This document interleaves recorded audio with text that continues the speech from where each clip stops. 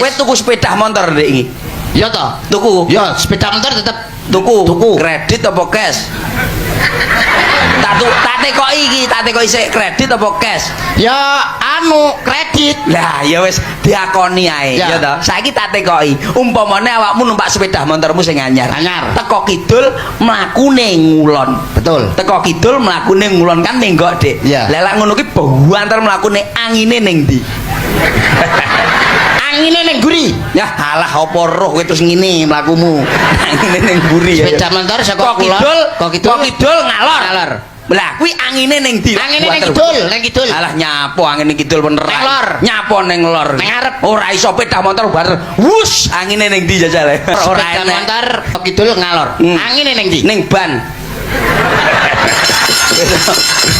Kuwi tenan lho ning ban tenan jajal lah bane gembos. Sepedamu ora iso banter numpakmu gluk gluk gluk gluk.